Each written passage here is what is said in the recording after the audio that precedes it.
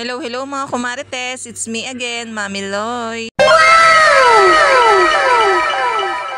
Today is Friday na naman mga kumarites. Pero wag ka, may pasok kami bukas. Kailangan natin pasukan ng pasukan yan dahil OT pay. Nag-OT na nga rin ako kapag may OT, sayang kasi. Alam nyo na, kailangan na naman natin dahil magpapasukan na naman. Pauwi na nga pala ako ngayon at medyo umuulan. Kaya ito yung gustong gusto ko kapag ka naka-shuttle bus kami. Ang sarap matulog at talaga naman nakakahilim sa antok. Kita nyo ba itong katabi ko? Naku, pagkalis pa lang ng company, talaga namang humaharok na yan. Hindi pa nakakalabas ng FPIP. Pero ako naman kapag nasa shuttle bus ay idlip lang, hindi rin naman ako nakakatulog ng ganyang kahimbing. Pero wag ka, pag panggabi nga ako, minsan nakakalagpas ako kaya nadadala akong matulog. Pero pagka nga traffic, dyan masarap matulog dahil pag gising mo ay naandun ka pa rin. Makakagawa ka na nga ng isang buong tulog kapag ka traffic. So ayan, nakababa na nga ulit ako at nagpakauna nga ako sa akin darling. Ayoko talaga maglakad dahil ang sasakit na nga ng paa ko. Diyos ko po, sino ba namang hindi sasakit ang paa dahil nasa 4th floor pa nga tayo tapos ang layo pa ng nilalakaran. Yan naman ang mga barikos nga natin sa paa talaga naman nagpuputo ka na. Ito nga pala sa may tapat ng Robinson ay meron niyang cafe. Gustong gusto ko nga tikman yung kape nila dyan pero saka na lang. Tapos dito naman sa tabi itong Samuel's Plate na napakaganda dahil puro ilaw. Alam mo nga ay laging Pasko dahil nga punong-puno ng Christmas light. At pagkadating nga sa bahay ay dumating na nga itong parcel na in-order ko para sa mga figure ng aking anak. Diyos ko, nakakabad trip lang mga kumarites. Ang ogag ko din naman at hindi ko rin naman sinukat kung gaano kalaki. Sobrang liliit lang pala yung kasya dito. Dalawa pa naman yung in-order ko dahil sabi ko nga ay madami, baka hindi magkasya. Ang ganda pa naman niya dahil acrylic nga siya at mukhang matibay. Pero sayang talaga, sayang. Hindi ko alam kung anong gagawin ko dito. Kahit nga ipagpilitan ko itong mga figure na ari hindi nga magkasya dahil medyo malaki. Ang mahal pa naman ito, nakakaasar. Ilalagay ko na nga lang muna sa kahon at itatago ko na lang muna. Baka sa future magamit natin yan. Kesa naman magmuryot ako wala din naman ako magagawa. Kaya ayan, nagbihis na nga lang ako at nagsandok na nga ako ng aming pagkain dahil kakain na kami. Nagsaing na nga pala ang akin darling at nakapagluto na nga rin pala siya ng ulam. At syempre bago ang lahat magtitimpla muna tayo nitong ating berry glow. Tinitipid-tipid ko na nga to dahil kakaunti na. Wala pa nga tayong pang order kaya naman inuunti-unti ko. Pagkatapos ko nga sumandok nitong aming kanin ay sabi ko nga sa aking anak ay kumain na siya. Ang bilin ko nga pala sa aking asawa ay magluto ng bistik na tapa kaya yan ang aming ulam. Ang sarap mag-OT.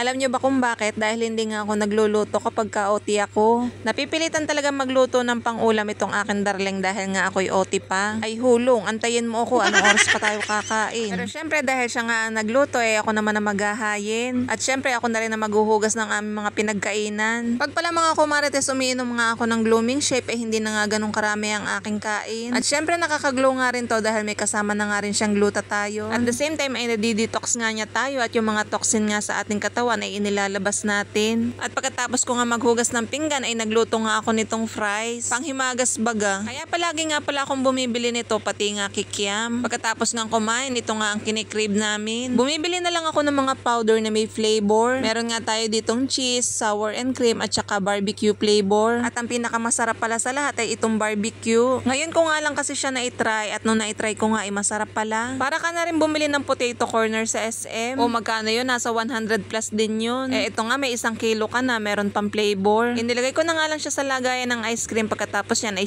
shake ko na nga. At ayan, kain po tayo. Thank you for watching. Bye!